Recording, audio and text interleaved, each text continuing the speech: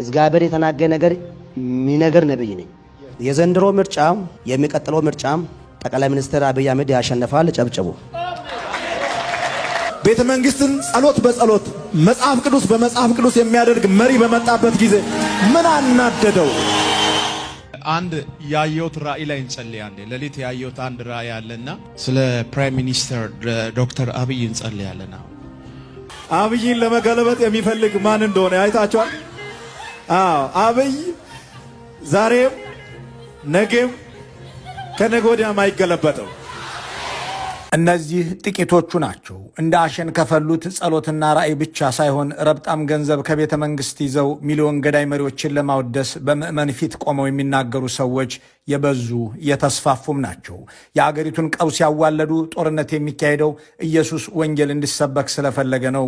ወንጌል የሚያውቀው መሪያችን ወንጌል ባልተሰበከበት ህዝብ ላይ የሚያካሄደው ጦርነት ቅዱስ ነው ብለው የሚናገሩ ጦርነትን ፍትሐዊ ነው ማለታቸው ሳያንስ የ3000 ዓመት የጨለማ ዘመንን የሚገፍ የኢየሱስ ወንበር በዙፋን ላይ ገብቷል ብለው በአደባባይ የሚናገሩ ሰዎች ወንጀሉን ከወንጌሉ ለሚያጣቅሰው የጥፋት አገዛዝ ኮስሞቲክስ ሆነው እያገለገሉ ናቸው።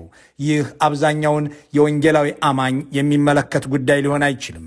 በወንጌላውያን ስም የሚንቀሳቀሱት ልሂቃንና የጠቅላይ ሚኒስትሩ ግንኙነት ግን የውድመት የውርደትና የእልቂት ውጤትን ስላስከተለ በዚህ ዝግጅት በዝርዝርና በማሳያ እንመለከተዋለን።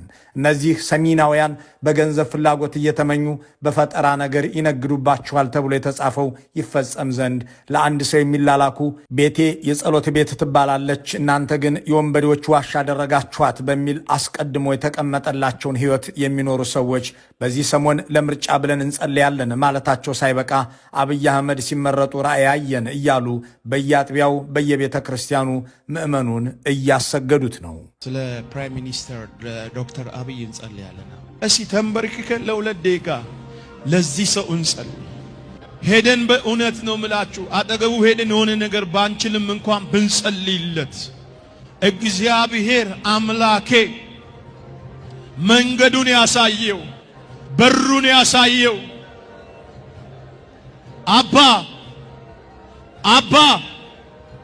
አባቴ የኔ ጌታ የኔ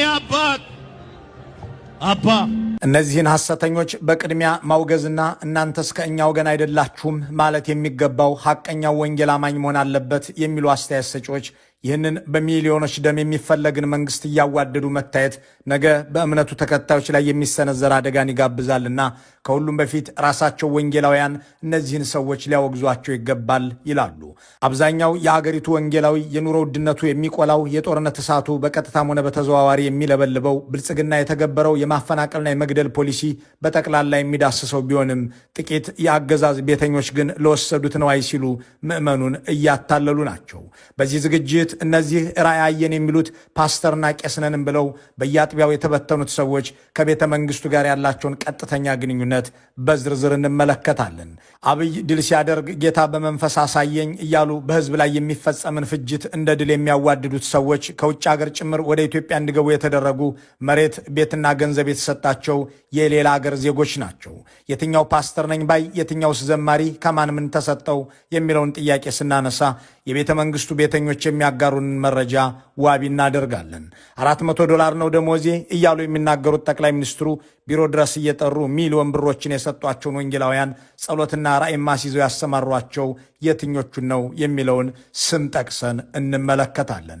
እነዚህ በወንጌላውያን ስም የሚንቀሳቀሱ የጦርነት ባራኪዎች ጭስ አልባው ኢንዱስትሪ ብለው የቸርችን ቢዝነስ ስም አውጥተውለታል። ይህንን ቢዝነስ ሲያጧጥፉ የወንጌላውያን ካውንስል የበላይ ጠባቂ አድርገው ራሳቸውን ሾመዋል ተብሎ በዘ ኢኮኖሚስት የተጻፈላቸው አብይ አህመድ እንዴት ባለ መንገድ እንደተገለገሉባቸው ስናጣራ ጠቅላይ ሚኒስትሩ ወደ ጦርነት እንዲሄዱ እንባርካቸው ተባብለው የተሰባሰቡ 14 ፓስተሮችንና ነብይ ነን ባዮችን እናገኛለን።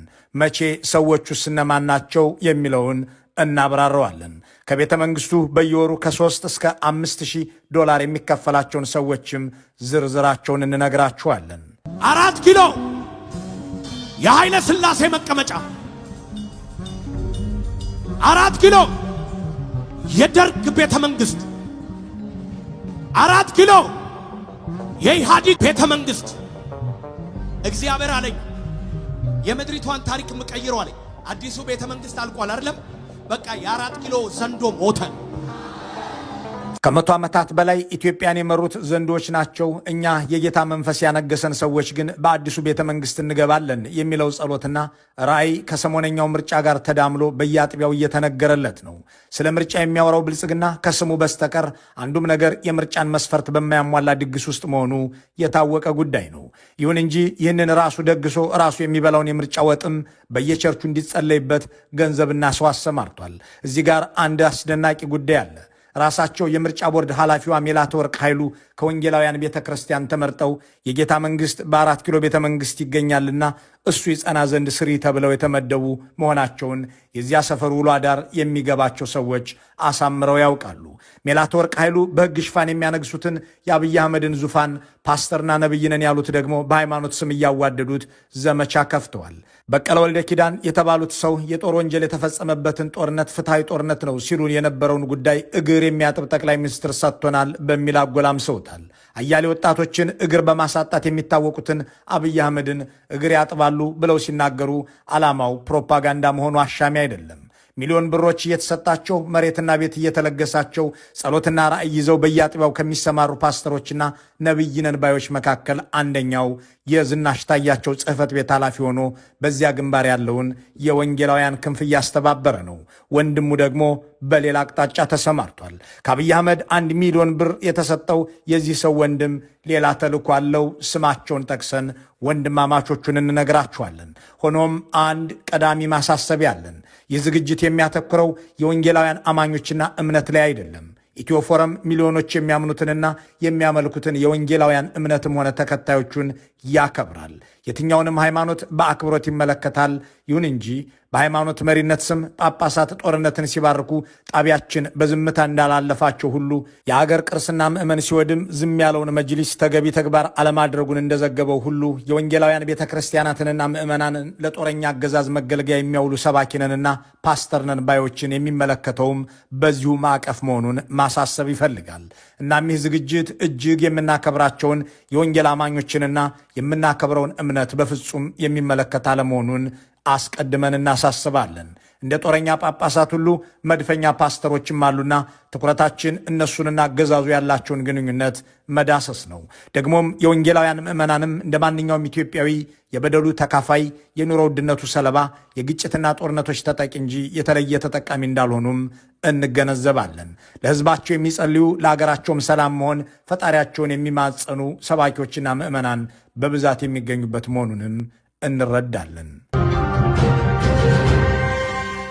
አገራችን ኢትዮጵያ የጀመረችውን አስደማሚ የልማትና የእድገት ጉዞ ተጠናክሮ እንዲቀጥል ምዕመናንን ወይንም ዜጎችን የበኩላቸውን ኃላፊነት እንዲወጡ ለማሳሰብ ያለመ ነው። አስደማሚው ልማት እንዲቀጥል ለምርጫ እንጸልይ የሚለውን የፕሮፓጋንዳ ኃይል የሰማ ሰው ደግሞም የሃይማኖት መሪዎችና የፖለቲካ ባለስልጣናት ስለ ምርጫ እንጸልይ ተባብለው አደባባይ ላይ መገናኘታቸውን ያስተዋለ ሰው መንግስትና ሃይማኖት አንዱ በሌላው ጉዳይ ላይ ጣልቃ ይግቡ፣ መንግስታዊ ሃይማኖትም የለምና ከዚህ አጉል ነገር ተጠበቁ የሚለውን ሕግ ቢያጣቅስ ቅንጦት ይሆናል። ብልጽግና ሜላትወርቅ ኃይሉ የሚባሉትን አውራ ወንጌላዊ በምርጫ ቦርድ ኃላፊነት አስቀምጦ ራሱ የደገሰውንና የረባ ትርጉም የሌለውን ምርጫውን ቅቡን ለማድረግ በየአጥቢያው የተበተኑ ወንጌላውያን ሰባኪዎች ጸሎትና ትንበያ ብቻ ሳይሆን የምርጫ ውጤትም ይዘው አስቀድመው ተሰማርተዋል። ገና ያልተካሄደውን ምርጫ አብይ አሸንፎታል እያሉ አገዛዙን የኢየሱስ መንግስት ነው ብለው የሚሰብኩትም ሳይበቃቸው ብልጽግና የፈጠረውንና የሚያካሄደውን ጦርነትም ፍትሐዊ ጦርነት ነው እያሉ ምክንያታዊ ያደርጋሉ።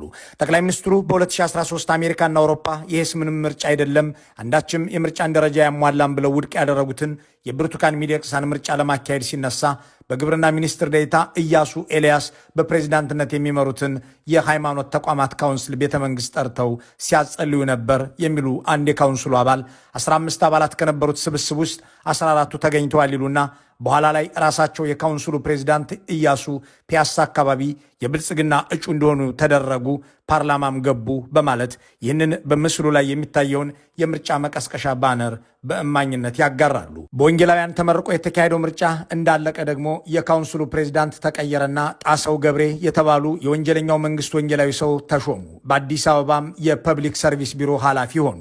ከዚያም በአዲስ አበባ ቢሮክራሲ ውስጥ የአንድ ብሔርና የኦርቶዶክስ የበላይነት አለ በሚል የሰራተኛ ምዘና ማካሄድ አለብንም በማለት ከአዳነች አቤቤ ጋር ሆነው የሰራተኛ ምዘና የሚል ቀመራ መጡ። ከዚያም 40/60 ሲሉ በሰየሙት ፎርሙላ ከእኛ ወገን አይደሉም የተባሉትን ሰዎች አስወጥተው የእኛ ናቸው ያሏቸውን ሞሉ። ይህም የተሸረበው በጠቅላይ ሚኒስትሩ የበላይ ጠባቂነት በሚመራው መሬትና ቤት በሚታደለው የወንጌላውያን ካውንስል ውስጥ ነው እያለ የሚቀጥለው የቤተ መንግስቱ ምንጮች መረጃ ብዙ ነው። ባለ ሁለት ኮፍያው ጣሰው ገብሬ የአዲስ አበባ ከተማ መንግስት ሰራተኞችን በሃይማኖትና በዘራቸው መርጠው ለኢየሱስ መንበር አትሆኑም ብለው እንዲያባረሩ ከመደረጋቸው በፊት የካውንስሉ ፕሬዚዳንት የነበሩት ኢያሱ ኤልያስ በህዳር 11 ቀን እሁድ ማለዳ 2014 ዓ.ም ቤተ መንግስት ተጠሩ። የካውንስሉን አባላት ሁሉ ይዘህምና ተባሉ። 14ቱን ሰዎች ሰብስበው ሄዱ። ከወራት በፊት ለምርጫ ጸልዩ ተብሎ የተጠሩት የካውንስሉ አባላት ለድጋሚ ጸሎት ተጠርተው ቤተ መንግስት የገቡት አብይ ወደ ጦር ግንባር ይሄዳሉና ባርኳቸው ተብለው ነው። ኢትዮጵያውያን የሚተላለቁበትን ጦርነት የጌታ መንፈስ ይከተልህ ድልም ካንተ ጋር ትሁን ብለው ያሸበሸቡት እነዚያ የወንጌላውያን ሐሰተኞች በቀለ ወልደ ኪዳን፣ ማሙሻ ፈንታ፣ ንጉሴ ቡልቻ፣ ፓስተር ተመስገንና መሰል 14 ሰዎች ናቸው። በዚህ መልኩ ሂድ ገድለህና ተጋድለህም ኑር ካሉት ከወንበዴዎች ዋሻ ከተገኙት ሰዎች መካከል በቀለ ወልደ ኪዳን በአንድ ቤተ ክርስቲያን ሄደው ፍትሐዊ ጦርነት እያካሄድን ነው በማለት ጦርነቱ ወንጌል ባልተሰበከበት በእነሱ አመለካከት ኦርቶዶክስ በሆነው ሰሜን ኢትዮጵያ ሕዝብ ላይ ኢየሱስ ወንጌል ይሰበክ ዘንድ የከፈተው ቅዱስ ጦርነት ነው ብለው ተናገሩ። እኛ ፍትሐዊ ነው እንላለን። እውነት ነው፣ ፍትሐዊ ነው። የኛ ጦርነት ፍትሐዊ ነው። በኢፍትሐዊነት የመጣብን ጠላት አለ። እኛ በፍትሐዊነት ነው ልንዋጋ የወጣ ነው። በቀለ ወልደ ኪዳን እኛ ብለው ሲናገሩ መላ ወንጌላውያንን ማለታቸው ቢሆንም እሳቸው የሚወክሉት ግን ያጎረሷቸውን የአገዛዝ እጆች ነው የሚል ድምዳሜ ያለው ሰው አትግደልና በሐሰት አትመስክር የሚል ትእዛዛትን የያዘን ወንጌል ያምናልና እኒህስ ከኔ ወገን አይደሉም ማለት ይኖርበታል። ወንጌላውያንን ለጦርነትም ለምርጫ ፕሮፓጋንዳም የሚገለገለው የብልጽግናው አገዛዝ ረብጣ ገንዘብ ቤትና መሬት አከፋፍሏል ቢባል ሐሜት አይደለም የሚል አንድ የዚሁ እምነት ተከታይ ግን መንግስታዊ አካሄዱ አደገኛ ውጤትን ያስከትላል ብሎ የሚያምን የአገዛዙ ቤተኛ ስም ዝርዝሮችን አጋርቶናል። ገንዘብ ቤትና መሬት ተሰጥቷቸው የተሰማሩትን ሰዎች ሲገልጽም የውጭ ሀገር ዜጎችም ጭምር ናቸው በማለት አሜሪካዎቹን ዘማሪ ተከስተ ጌትነትንና ምህረት ኤታፋን ከቤት በተጨማሪ 10,000 ካሬ መሬት የተሰጣቸውን ኖርዌጂያዊውን ኬፋ ሚደቅሳን ያስታውሳል። ቦሌ ማተሚያ ቤት ጋር በአንድ ህንፃ ላይ ከተከስተ ጋር መኖሪያ ፎቅ የተጋሩትን ዘማሪ ሃና ተክሌን ይጠቅስምና የጌታቸውን ልጆች ይጨምራል። ጭስ አልባው ኢንዱስትሪ እየተባለ የሚጠራውን ይህንን ዘርፍ በቤተሰብ ጭምር የገቡበት እነዚህ ወንድማማቾች ዘላለም ጌታቸውና ዳንኤል ጌታቸው ይባላሉ። አብይ አህመድ ለእነዚህ ወንድማማቾች መሬት የሰጡት በተለምዶ ቡልጋሪያ ተብሎ በሚጠራው አካባቢ ነው። ቤትና መሬት የተሰጣቸው ለገዢው ቡድን የሚያሸበሽቡ ወንጌላውያን በርካታ ናቸው የሚለው ይኸው ቤተ መንግስተኛ ቦሌ ወሎ ሰፈር ዘነበ ግርማ፣ ቦሌ አትላስ አካባቢ ደግሞ የመሬት ባለይዞታ የሆኑት ነብይ ጥላሁንን ይጠቅሳሉ። መስፍን ጉቱ የተባሉት ሌላኛው ወንጌላዊም ነኝ ባይ ይጠቀሳሉ። ጠቅላይ ሚኒስትሩ በቀጥታ ገንዘብ ከሰጧቸው ሰዎች መካከል የሐዋሳው ሕይወት ብርሃን ቸርች ባለቤቱ ፓስተር ጌቱ አያሌው አንዱ ሲሆኑ ገንዘብ የተሰጣቸው በምህረት ደበበ በኩል ሲሆን መጠኑም 1 ሚሊዮን ነው የሚሉት እኒሁ ምንጭ ጥበብ ወርቅዬ ደግሞ 1 ሚሊዮን ብርና መሬት ተለግሷቸዋል ይላሉ። ጦር ኃይሎች አካባቢ ያለውን ቀጣና 2 ሙሉ ወንጌል ቸርች ያሰሩት ራሳቸው ጠቅላይ ሚኒስትር አብይ ናቸው ሲሉም ይጨምራሉ። ከካውንስሉ መስራቾች አንዱ ደግሞ ይህንን ካውንስል ስናቋቁም አብይ አህመድ መመስረቻ ብለው 1 ሚሊዮን ብር ሰጥተውናል ይላሉ። ደሞዜ $400 ነው የሚሉት ጠቅላይ ሚኒስትር ናቸው። እንግዲህ ሚሊዮኖችን እየዛቁ የሚበትኑት የወንጌላውያን ካውንስል ምክር ቤት አመራር አባሉ ማሙሻ ፈንታ ወንድማቸው የሆኑት ሙሉቀን ፈንታ ደግሞ የዝናሽ ታያቸው ጽሕፈት ቤት ኃላፊ ሆነው የተመደቡ ሌላኛው ወንጌላዊ ሲሆኑ የቀዳማዊት እመቤቷን የወንጌል ወንጀል ለማስፋፋት የሚተጉ ናቸው የሚሉት ውስጥ አዋቂዎች እነዚህኞቹ ወንድማማቾች ቤተ መንግስቱን የገቡበት ጎንደር የወንጌላውያን ናችሁ በሚልም ጭምር ነው ይላሉ። ይህ ሁሉ የአገር ሀብት የሚፈሰው ይህ መንግስት የወንጌላዊ መንግስት ነው የሚለው ስብከት እንዲስፋፋና አገዛዙን እንደ መንግስታቸው የሚቆጥሩ ምዕመናን ለማብዛት ነው የሚሉ አስተያየት ሰጪዎች ይህንንም ጠቅላይ ሚኒስትሩ ያለማመንታት የሚናገሩት መሆኑን ይገልጻሉ። ይህ መንግስት የእናንተ መንግስት ነው፣ መንበሩም ኢየሱስ የፈቀደው ነው፣ ጌታ ያስቀመጠውን ማንም አያነሳውም ብላችሁም ጸልዩ ብለውን ያውቃሉ ሲሉም ይጨምራሉ። ከ14ቱ ቤተ መንግስተኛ ወንጌላውያን የካውንስሉ አባላትና በዶላር ደሞዝ የሚከፈላቸው ሰዎች መካከል ናቸው የሚባልላቸው በቀለ ወልደ ኪዳን ደግሞ በየዓመቱ እየተገናኘን አብይ በነገሱበት መጋቢት ወር ጠቅላይ ሚኒስትሩ እግራችንን ያጥቡልናል በማለት ይናገራሉ። በየዓመቱ በየዓመቱ ከመጀመሪያው ዓመት ጀምሮ በየዓመቱ ለምስጋና እንገናኛለን። የሆኑ ሰዎች እኔ አንዱ ነኝ በየዓመቱ ይኸው 8ኛ ዓመታችንን አሁን አክብረናል። ባለፈው መጋቢት ወር መጀመሪያ ላይ ብዙ ነበር። አሁን ቁጥሩ በጣም ሪዝነብል ቁጥር ነው። 10 14 15 ምናልባት ቢበዛ እንደዛ ብንሆን ነው። እያንዳንዳችንን እግራችንን ያጥባሉ። በቀለ ወልደ ኪዳን እግራችንን አጠቡልን እያሉ ሰው እንዲወዳቸው የሚጥሩት ጠቅላይ ሚኒስትር የአያሌ ወጣቶችን እግር ያሳጣ ጦርነት የሚመሩ ናቸው። የዶላር ደመወዝተኞቹ እነ በቀለ 14ና 15 ሆነው በየዓመቱ የሚካድሙት መንግስት የኢየሱስም የወንጌላውያንም መንግስት ሳይሆን የአብይ አህመድ አገዛዝ ነው ብሎ የሚሟገት ወንጌላዊ በጠፋ ቁጥር የሃይማኖቱ ምዕመናን መነገጃ ብቻ ሳይሆኑ የሚያልቀው ህዝብ ለዚሁ ተብሎ ነው እየተባለ የደም መንበርን ምክንያታዊ እየተደረገባቸው ሊቀጥሉ ይችላሉ። አብይ የወንጌላውያንን አጥቢያ የስልጣናቸው መሰላል ያደረጉበትን ጉዞ የታዘበ አንድ አስተያየት ሰጪ እሳቸው ትንቢትና ጸሎት በቸርች ውስጥ ማደል የጀመሩት ገና በፊት ነው ይልና ጠቅላይ ሚኒስትር ለመሆን በሚፈልጉበት በ2010 የካቲት ወር ላይ የፈጸሙትን ሴራ ያስታውሳል። በወቅቱ ከአብይ አህመድ የተሻለ ሰው ኦህዴድ ሊያቀርብ ይገባል፣ እሳቸው ችሎታ የላቸውም የሚል ውይይት ሲደረግ ነበር። ይህ አልጣማቸው አብይም አንድ ሴራ ወጠኑ። እሱም በወቅቱ የነበሩት ቁንጮ የኦህዴድ ሰዎች በሚገኙበት ቸርች ውስጥ አንድ ነብይ ነኝ ብላ ለምታስብ ሴት አብይ አህመድ ጠቅላይ ሚኒስትር ሲሆን ታየኝ እንድትል አዘዟት። ያቺ ነብይ ነኝ ባይም ይህንኑ አደረገች። በዚህ ጊዜም ከአብይ የተሻልነን የሚሉትም ሆኑ ከአብይ የሚሻል ሰው እናቅርብ ብለው የሚያስቡት ኦህዴዶች ነብይ ከመሰከረችማ እሱ ራሱ ይሁን ብለው ተስማሙ በማለት የሚያስታውሰው ይኸው ነባር ወንጌላዊ አሁን ድረስ በድረገጾች ላይ የሚገኘውን ያንን የሐሰተኛዋን ነብይና የአብይ ውሎ በእማኝነት ይገልጻል። ድራማው የሚከተለው ቪዲዮ ነበር። ጠቅላይ ሚኒስትር ሆነ ስትቀመጥ የጌታ መንፈስ ያሳየኛል። ኢየሱስ